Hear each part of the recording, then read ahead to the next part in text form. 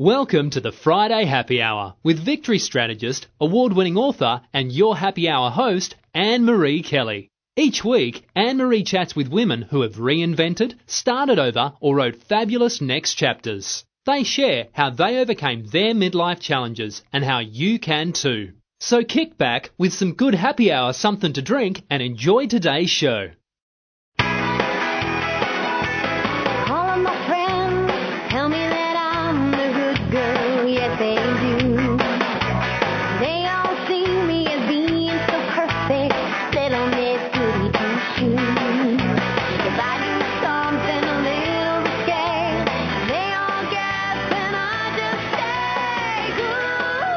And welcome. You're listening to the Friday Happy Hour with me, Annmarie Kelly. I'm that recovering good girl and your victorious woman empowerment partner.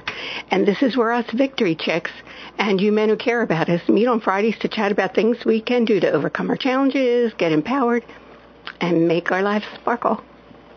Thanks for coming today. I'm glad you're here on this midsummer Friday. And I don't know where you are, but right now it's pouring down rain. And wait till you hear, this is too funny.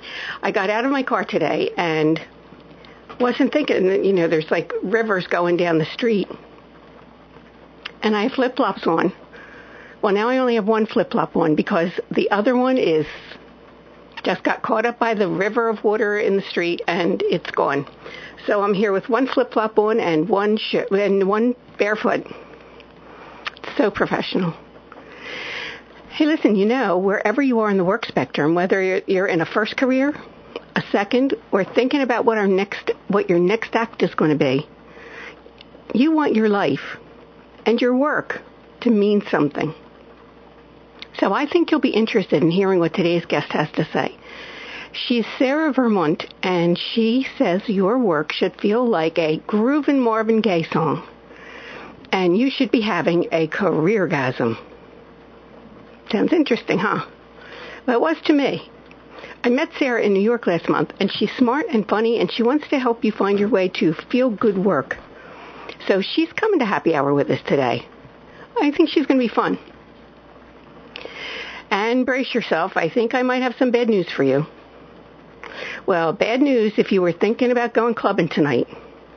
And it's not about the rain. Because according to some research, if you are 37 or older and still going clubbing, they say in this research, it's tragic. Yes, tragic is the word they used.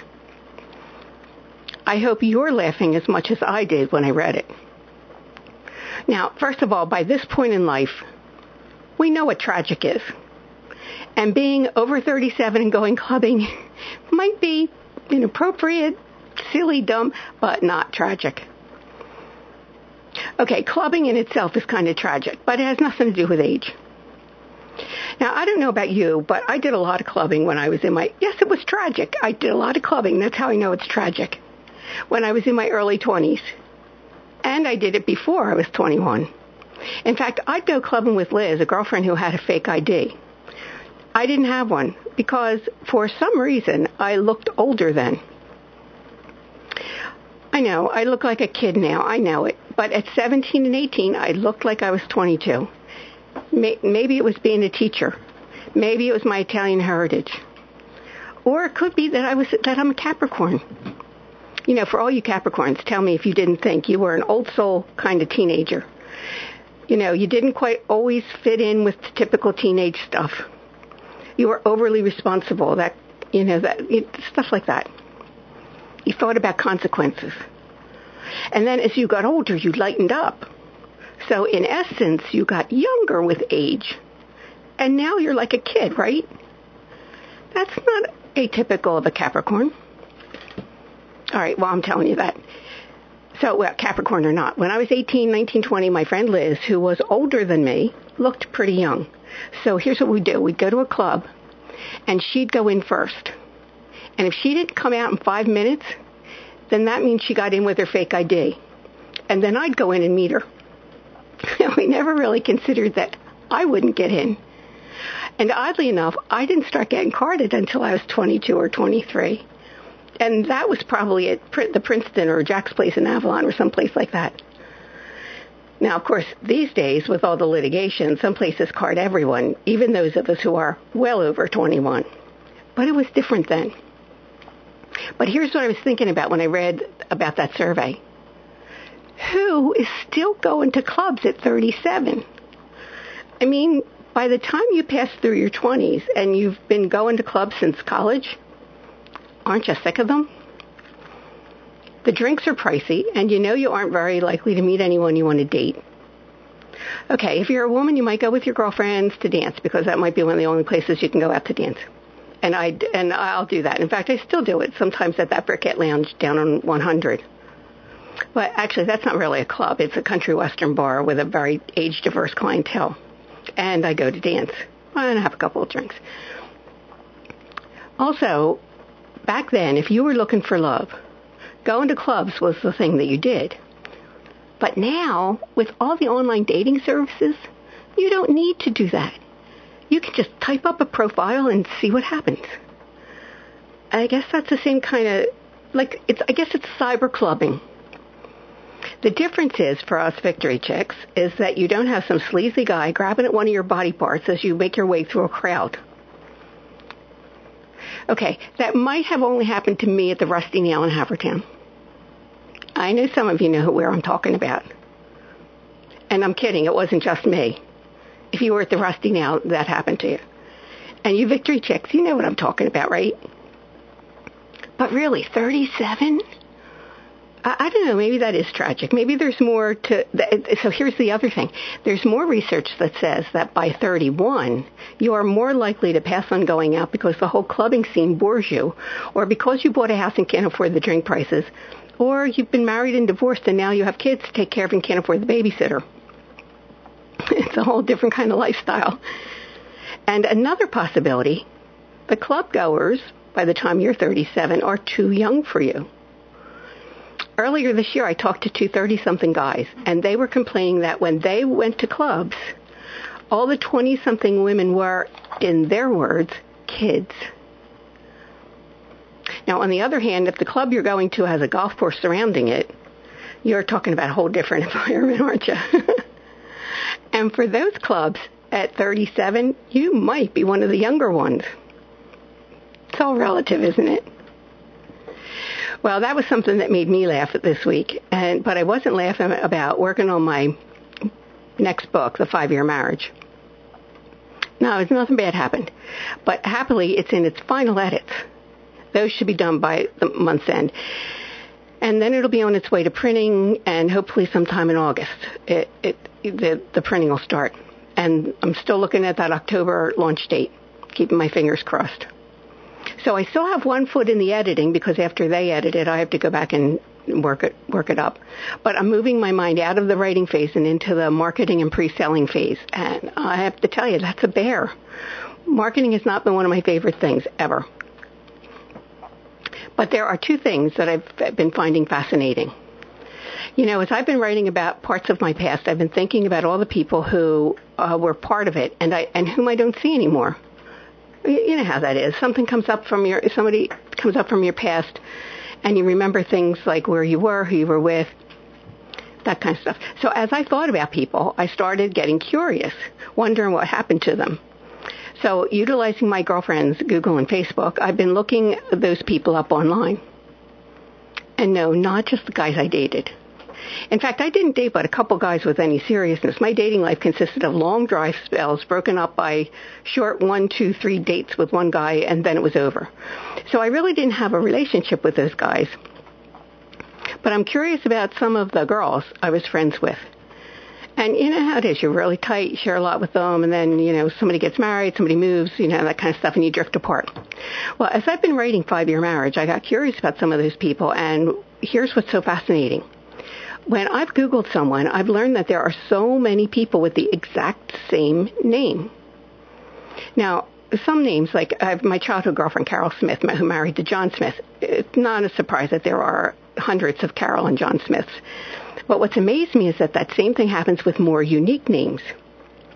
I looked up the name of one friend whose last name is Laudadio. Her first name is a double name similar to mine, except that it's hyphenated. So I Googled just her first and last name. Do you know over a dozen women's names Googled up from all over the world? But not just the same last name, but also the same hyphenated first name. Now, the last name I could buy, but the first name? And when I narrowed the search to one state, I was able to whittle that list down to just a couple names, and then I found her. Still, for as unusual as her name is, I wondered, how could there be so many other women that have the same somewhat unusual first-last name combination? Have you ever tried doing that? Searching old flames or old girlfriends or people from your past, old teachers? You should try it. It's kind of fascinating. So listen, Sarah Vermunt is here, and you might have seen her work in Forbes or Fortune or Entrepreneur magazines. She wants you to have a careergasm. So let's see how she's going to help you do that. So go get some good happy hour, something to drink, and then let's ask Sarah to help us find our way to feel good work. You're listening to the Friday Happy Hour. Remember when you wished you had more time for yourself? And now you have it, but you notice you're keeping busy with stuff, but that stuff isn't making you feel happy or filled up? And when you think about what would make you happy and filled up, you get stuck or feel overwhelmed. And then you go back to what's more familiar, more comfortable, even if it's not making you happy. Wouldn't you love to find a way to start making sense of that deep discontent you're feeling? Well, you're not alone. I'm Annmarie Kelly, author, victory strategist, and the radio show host of the Friday Happy Hour. And I know there's a place for you, one that other women have found to be both inspirational and empowering. And it's the Victorious Woman Project. Go there now and get on my mailing list, where you'll be the first to know about my upcoming online workshops, teleseminars, and more. And while you're there, take a couple minutes to look over my blog. You can download some of the free stuff I have for you and let it get your creative juices going. I'm looking forward to meeting you at the Victorious Woman Project. And that's at www.victoriouswoman.com.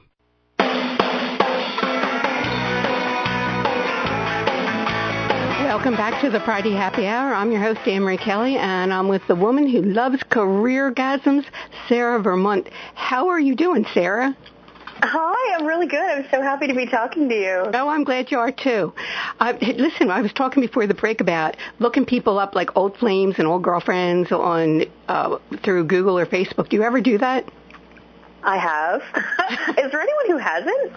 I don't know. I was just talking. It was so funny because I was noticing that there are so many people who have the same names. That's the big shock to me. It's like, something like Carol Smith, that's a pretty common name. But some of the ones that are less common, that there are people all over the world who have the same name, and that always fascinates me. Yeah, I know there are other Sarah Vermunts out there. I've run across them when I'm even Googling myself. Yeah, doesn't matter how different your name is. Yeah, how many Sarah Vermunts are there?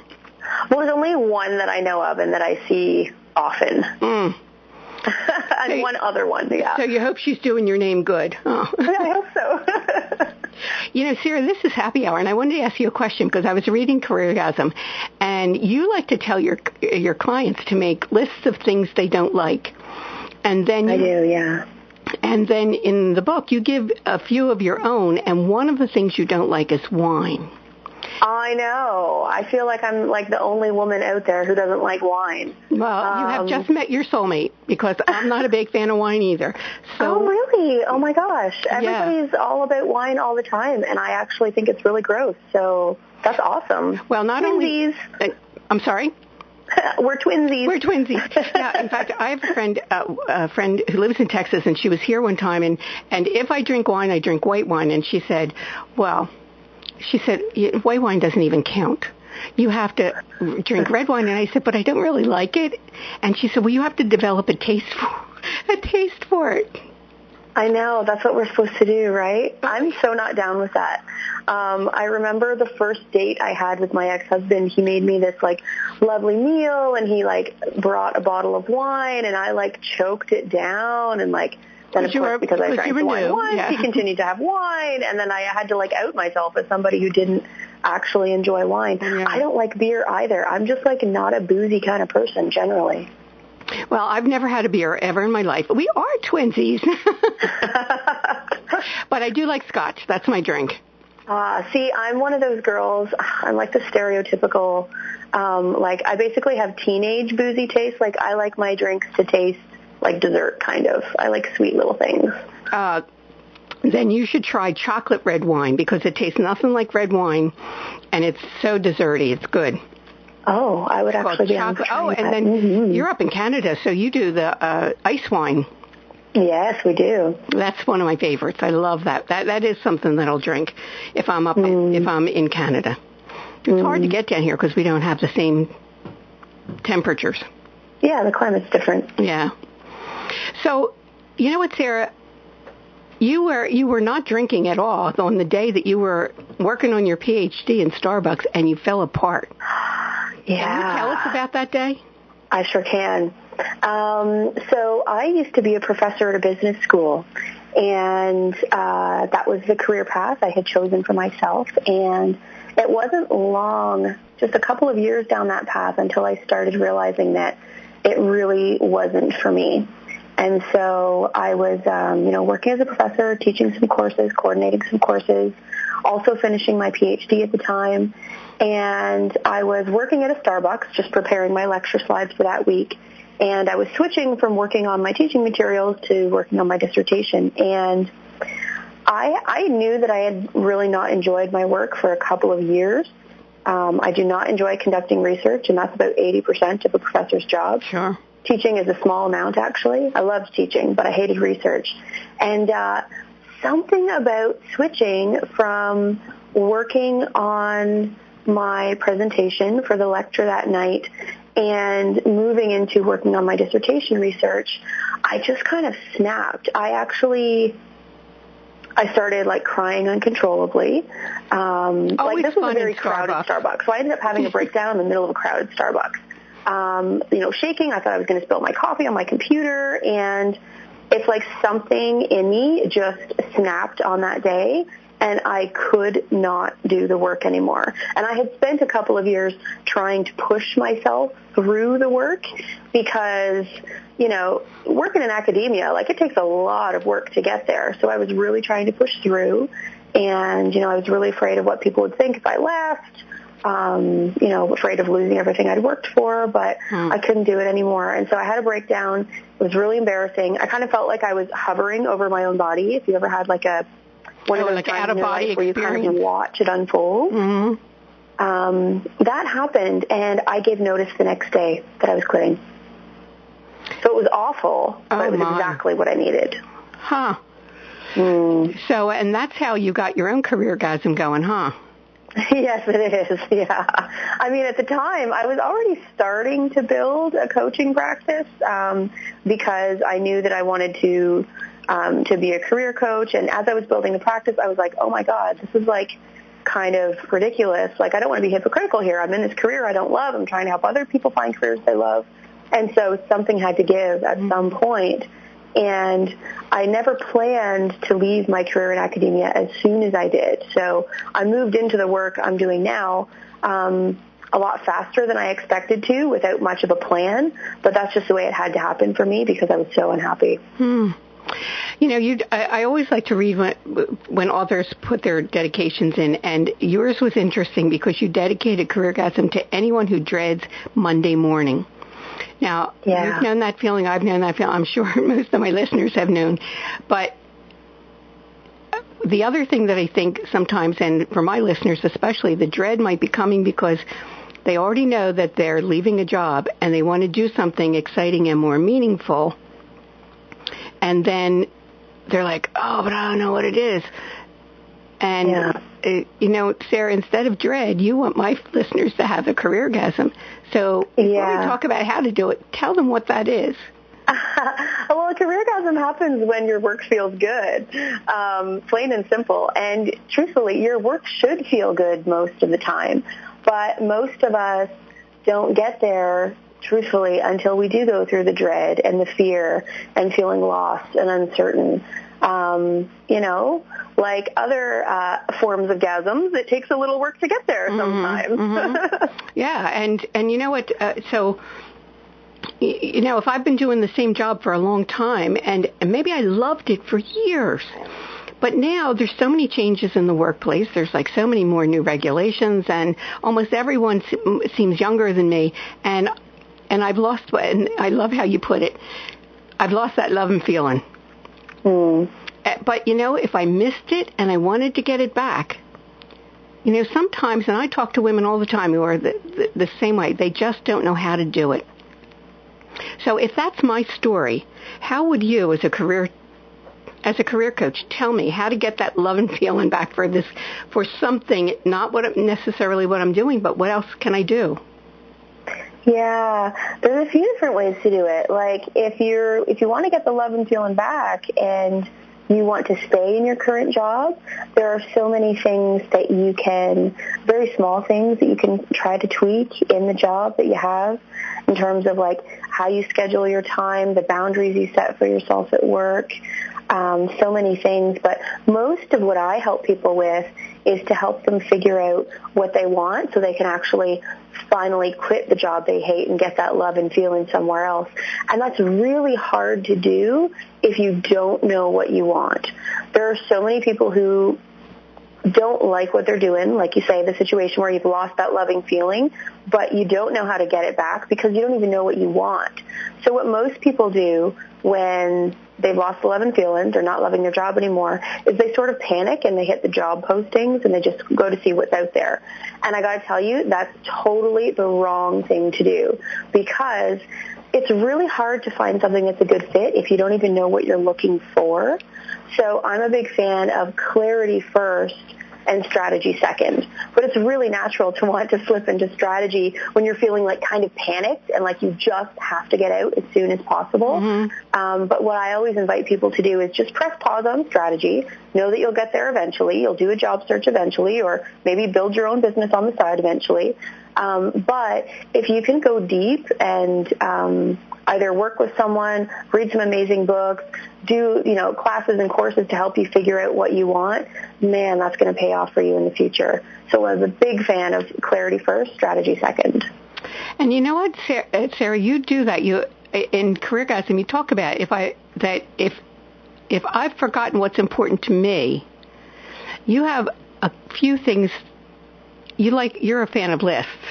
And so you have some suggestions for how to tickle my brain. Tell me one of those is.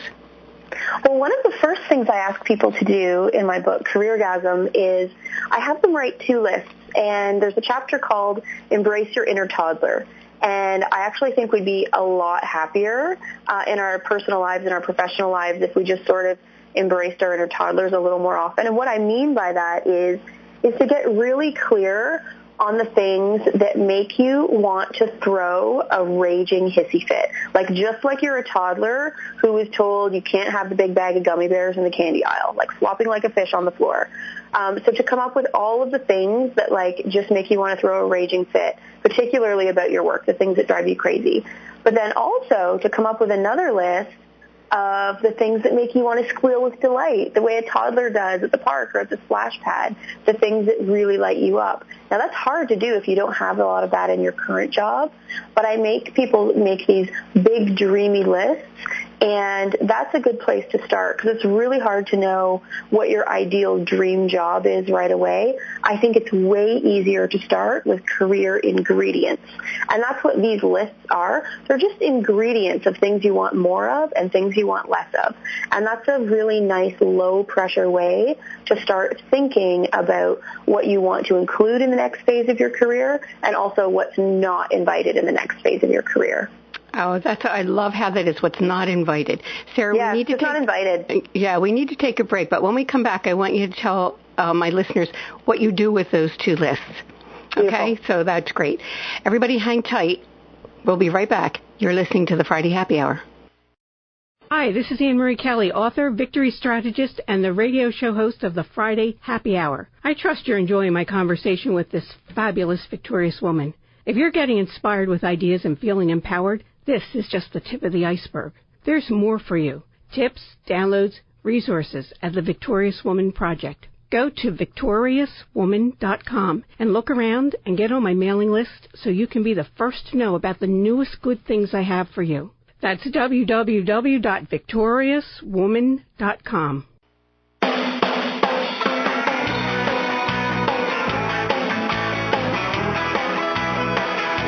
Welcome back to the Friday Happy Hour. I'm your host, Annmarie Kelly, and I'm here with Sarah Vermunt. And Sarah and I are talking about making lists, one of things you hate and one that, how you say it in your book, Sarah, is so funny, like a kid with a bag of Skittles and a Kool-Aid stained grin. That's right. All the good stuff.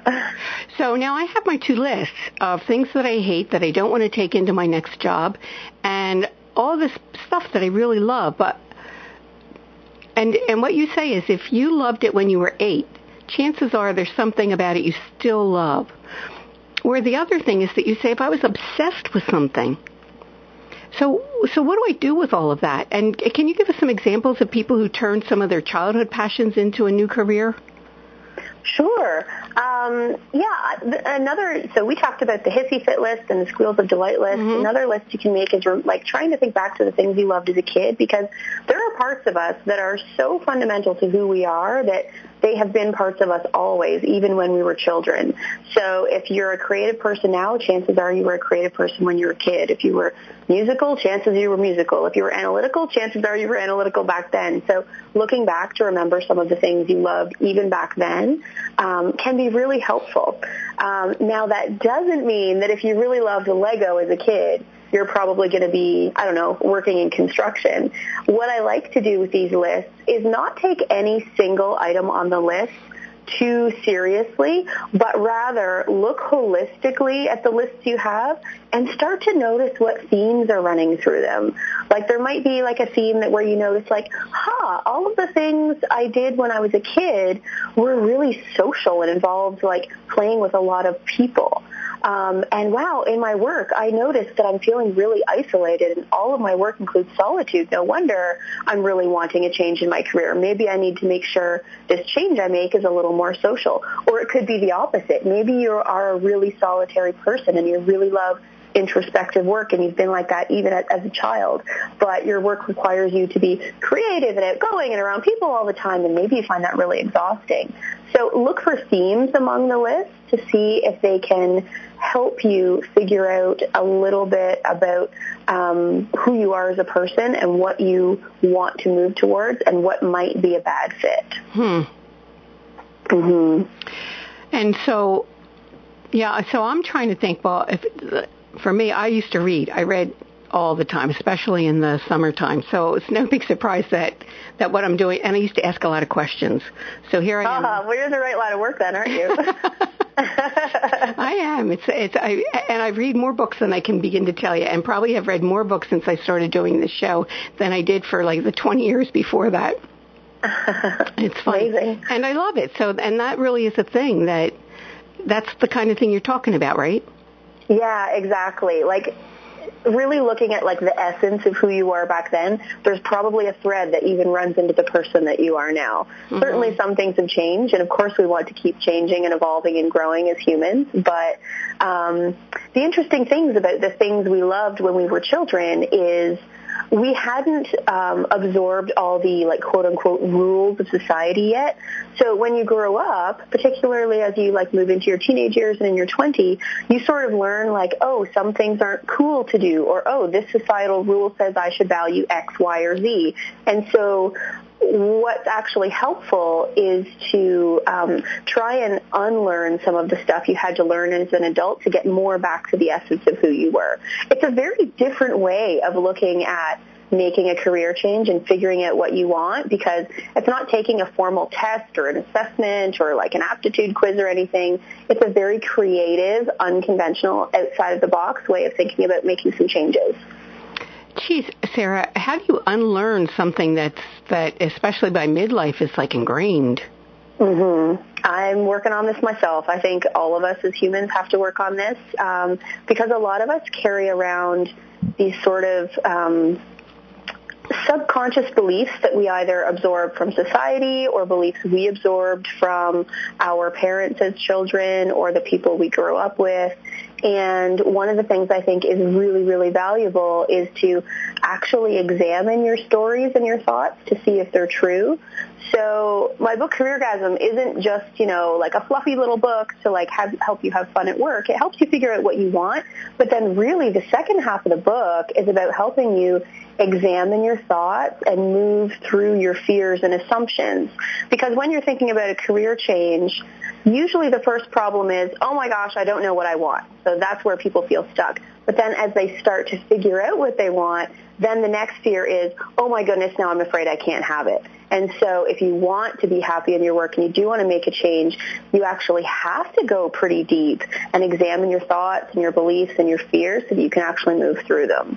It's pretty deep work making a career change. I know, it is pretty deep work. And one of the things you said that made me laugh really hard was the people who say to God or the universe, just give me a sign.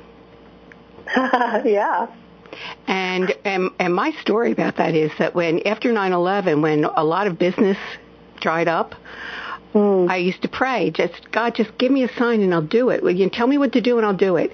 And then I had this like dream, sort of like that in that twilight time when you first wake up, that told me to write my first book. And I was like, that's not what I do.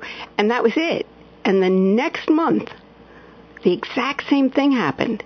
Because I kept praying, just God, give me a sign. Just tell me what to do and I'll do it. The exact same thing. And that time, at least I paid attention from the bed to the bathroom. And then I said, I don't work with women. I do corporate work. So I ignored it. And then it came back again. I had a health challenge and it was a 2x4 between the eyes. So when I hear that, and I talk to women about when they say, just give me a sign, because, have you heard this before? Like sometimes women will say, well, I was going to go back to school, but then my daughter got sick, and I figured, well, if God wanted me to go back to school, then that wouldn't happen. Yeah, then he would remove every single obstacle in my life so that I could make it easy to go back to school, right? Yeah, no, that's not how it works. So it's one thing, I love this story you've just said, because of course all of us want signs. It's really hard to make a decision, and sometimes you're like, should I do this? Shouldn't I do this? Should I do something else? And so it's one thing to ask for the signs, but as you know, you have to listen to them as well, right? Exactly. So you're lucky that you started listening after a while. And what I find, both with myself and the people I work with, is when you keep asking for a sign and the universe keeps giving you a sign, if you keep ignoring the signs or not paying attention, usually bad things happen. And I would say about a quarter to a third of the people I work with actually get like illnesses and injuries because they're sort of, stubbornly sticking on a path that they know isn't right because they don't want to have to make some hard changes that they know they need. And so it's almost like what is a gentle tap in the shoulder at the beginning becomes, like you say, like a 2x4 in the head, just knocking you over, saying like, hey, some things need to change here. And so for some people it's an illness or an injury. For some people their mental health is impacted. It could be many different things, but the signs come in many forms, and sometimes they're not very pleasant. Like my sign was that breakdown in the middle of a crowded Starbucks. Right. That's not the sign I ordeed. I wanted a nice, easy sign.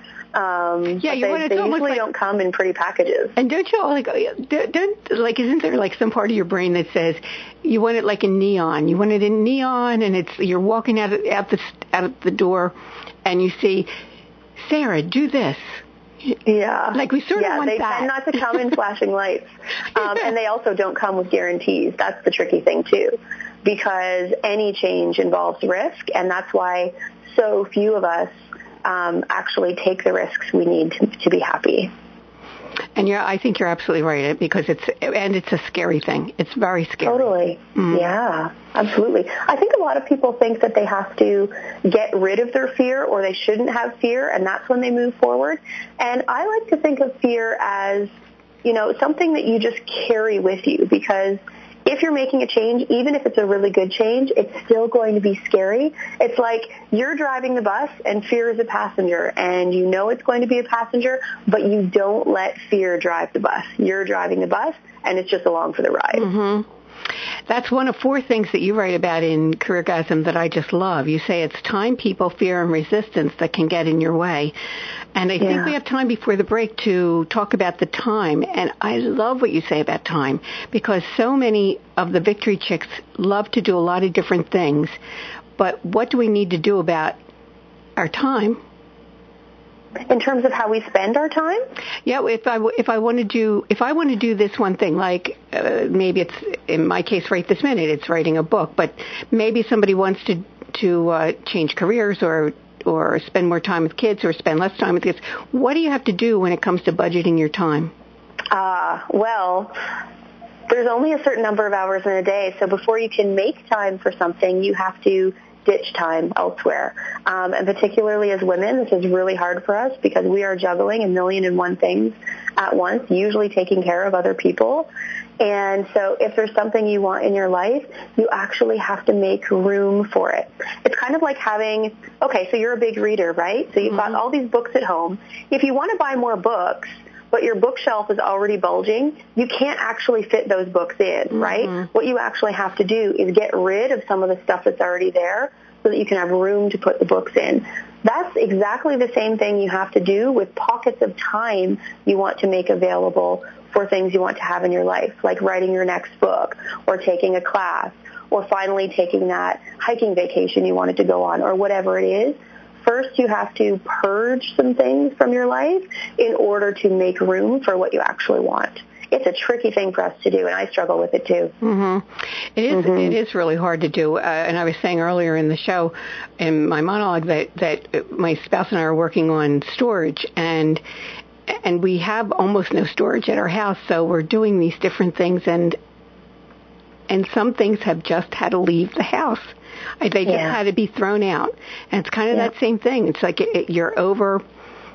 There's no more storage.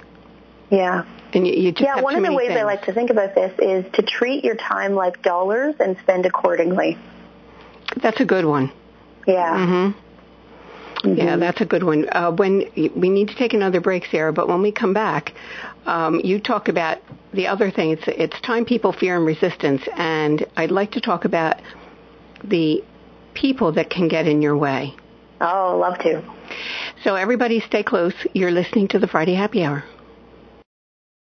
Are you one of those women who lived the first part of your life as a really good girl? That is, you did all the right things and followed all the so-called rules for women? I was like that too. But have you noticed that once you passed 40, you have less patience for those rules? Maybe you even think that the rules really don't make sense for you anymore. Maybe they never did and you just didn't realize it. Do you want to go where other recovering good girls meet to inspire each other and support their new empowered selves? Then join me, Annmarie Kelly, and some very fabulous victorious women. We're on Facebook at the Victorious Woman Project. So go to facebook.com/Victorious Woman Project. I'll talk to you there.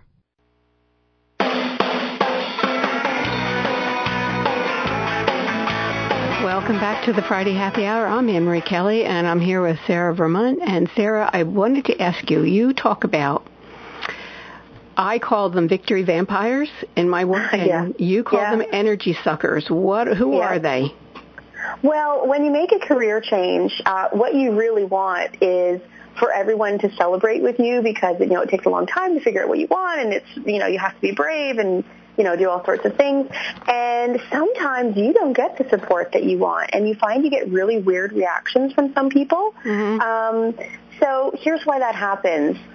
Sometimes it triggers a little bit of jealousy in people, and sometimes people might actually be afraid for you of your changes. Like maybe they don't know if you're going to make enough money if you start your own business, or maybe they're afraid that, but you don't actually know much about this field, so are you sure you want to go into that field? So very often changes that we make in our own lives trigger fears in other people, and they project that on us when we're talking about the changes we make. So one of the things you have to do when you make a career change is just be ready for a little bit of that. Hopefully you have some amazing supportive people in your life, but almost everyone I've worked with has had a couple of weird reactions from people that they really had hoped were going to be supportive. And it's not that they're bad people, they just get a little bit triggered with fear. Yeah, I'll agree with you because I know that when my spouse and I first started our businesses, and my mother wasn't so concerned about me because I don't think she thought I was going to do anything anyway. But with my spouse, when I told her that he was going to quit his job and start his practice, she just went, it's like, no, he can't do that. And, this many years later, and he's very successful, this many years later, as other people are shifting, and they were getting laid off and whatever, it was a different story. Sometimes, isn't it true that not taking action in the way that you want to go is worse than making a mistake? It's a risk either way, right? Mm-hmm. One thing we don't talk about very much when we talk about making change is we talk about fear and risk a lot. What we don't talk a lot about is regret. I work with a lot of people in their 50s and 60s who really regret not having made some changes in their careers sooner because they let the fear stop them or because they let other people's opinions stop them. And so if we're going to talk about risk, we should also talk about regret because it goes both ways.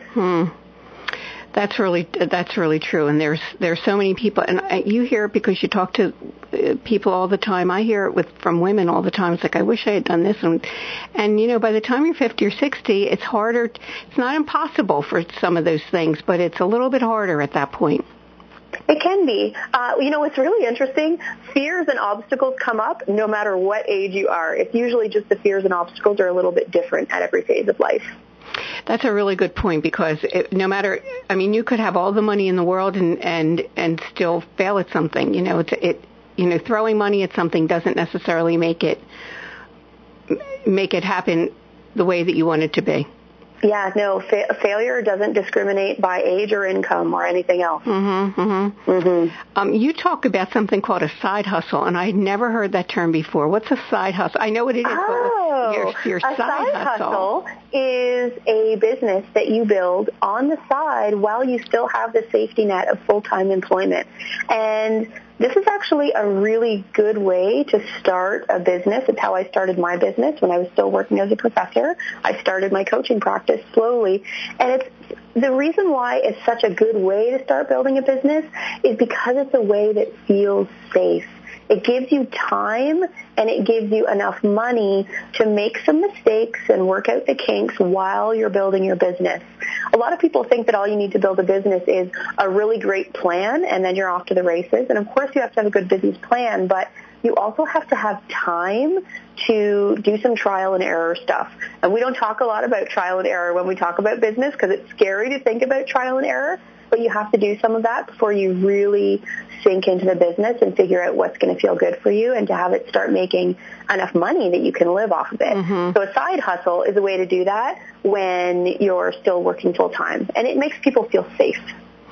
But you know what, Sarah, I want to talk about I want to pull together this and the thing about time because a woman called me one time and she said, I know you're exactly the person I need to talk to. And she wanted to start a side business. And we talked about it, and I said, well, when do you think you want to do this? And she had all of these things that were going on at night, and she was a single mom. And I said, well, she was in the choir at church. She had like a couple of things. I said, so in order to make this business happen, which ones of those things are you going to give up? And, and she got angry. Yeah, it's an important question, though, right? So this is exactly what we were talking about when we were talking about time. Because we can't make more time, we just have to reprioritize what we do with it. So in her case, or in any person's case, when they're doing a side hustle, building a business on the side, there's two things you have to do. You have to make some time for it, of course. Otherwise, you won't move forward at all. But also, you have to be realistic about how much you can actually do in that time. Like, maybe this woman could really only afford, maybe 3 hours a week or 4 hours a week to work on her business when her kids were finally sleeping and choir practice was over and everything else. And so if you're only able to work on your business for that short amount of time, you have to be okay with the fact that it's going to take much longer for your business to get up and running. And that's okay. There's actually no rule for when you should be off to the races and having your money provide or your business provide full income, but you need to be realistic about it. Otherwise, you're going to feel like a failure every time.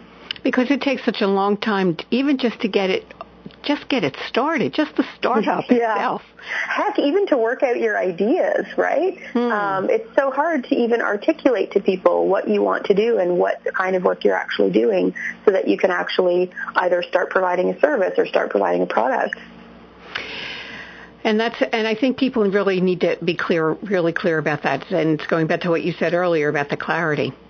Yeah, clarity first, strategy second. That goes for everything. But Sarah, here's the thing, and it's the chapter that I most resonated with in Careergasm, and it was the one on resistance. Yeah, that one resonates with a lot of people. Oh my goodness! And when you said you were putting together a webinar and you made a list of all the things you did instead of working on the webinar, I thought, I've done that. I've done that exact thing.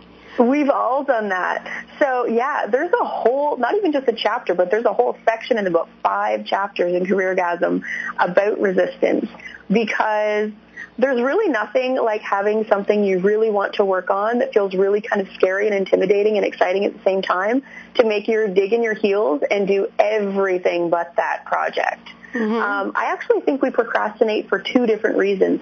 One reason is because we don't actually want to do the thing that we're supposed to do. Like, I don't love cooking. So I will put off making dinner until I'm like ravenous to start cooking because I don't like it. But the other reason why people procrastinate is because it's something they really do want to do, but the task itself feels scary.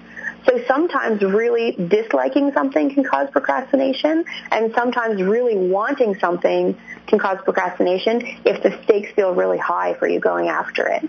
So for me, when I was making this online course that I was creating, it was something I really wanted to do, and the stakes felt high, and it was really important to me. And so, like most other people on the planet, I was like making brownies and like going to Starbucks and like watching videos on the internet and everything but doing the project. And I am right there with you, Sarah. I've done that same thing. I've done it more times than I could begin to tell you. You know, Sarah, we're going to have to close for today, but you have a special special offer for my listeners today. Can you tell them what it is? There is a free course at careergasm.com. It's a free 5-week course that you can take to help you start thinking about what you want. So if you're feeling a little lost or a little stuck or a little frustrated in your job and you know you need to shake things up, but you don't know what to do, this is a great free course to help you get thinking about that. That's the clarity piece. That's great. Sarah, thank you so much for coming to Happy Hour today with us. Oh, thank you. I've had so much fun. That's great. Thanks. Have a great weekend. Thanks, you too. Thanks. And okay, Victory Chicks and you guys, I hope with all this heat you're drinking, and I'm not talking about alcohol, I'm talking about water so you can stay hydrated. And if you're drinking alcohol, use the 2-fisted method. 1 glass of water for every glass of wine or alcohol. That I find that keeps me both hydrated and sober and pretty much hangover free. And or maybe you're going down the shore. Maybe you have a good weekend down the shore, because I think it's going to be good. So you might be cooler by a mile in Jersey or the Maryland shore. But if you're home, Sunday night you can go free to see Charlie Gracie at Rose Tree Park. You know that I'm sort of obsessed with Charlie Gracie. So, and you can go to Rose Tree Park, bring a chair or a blanket, even a picnic, and watch the South Philly-born Havertown guy who just turned 81, enjoying the careergasm that has been his life since the 1950s. You know, before most of us were even a twinkle in our father's eyes. Charlie Gracie put on a good show, and Rose Tree Park always seems to be at 10 or 15 degrees cooler than whatever the other weather is. Excuse me. And I planned all summer to go, but unfortunately I have a viewing to go to, so I may not be able to get there. And I'm going to tell you who it's for because he was pretty well known in this area. And it was Dr. Thomas Rooney, who was a principal at Bonner in Drexel Hill, and he also taught at Villanova, Immaculata, and Cabrini. He passed away suddenly on Wednesday, and the viewing is on Sunday night at Donahue's in Upper Darby. So Joseph and I are we're having storage wars, Joseph and I. We have no storage, as I've said earlier, at our house, and we rented a small storage unit. And for being the smallest unit, it's really, really expensive. Okay, what I should say is it's not the way I want to use my money. It's not the cost, but it's not how I want to use that money. I can think of better things to do than pay that monthly fee. So we've been futzing around with different storage shelving units that we put in our garage, and we've been throwing stuff out. And every month when I pay that bill, all I can think of is that there's this long weekend trip, Joseph, I could be taking instead of paying for that storage unit. So anyway, and then I throw something else out, and that's what I'm doing. I hope you're doing something that's more fun than having storage wars with your sweetie. Whatever you're doing, thank you so much for coming to Happy Hour today. I'm really glad that you did. Come back with me next Friday to the Friday Happy Hour.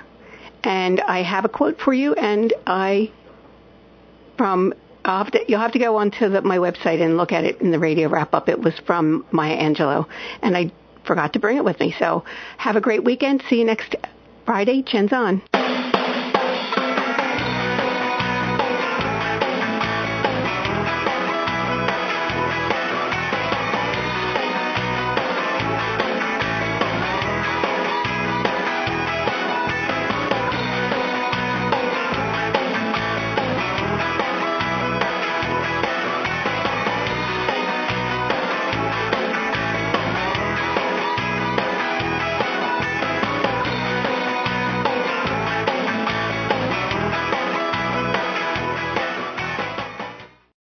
Thanks for listening to this Friday Happy Hour. Make sure you subscribe, rate and review today's show. And join us again next week for the Friday Happy Hour with Annmarie Kelly.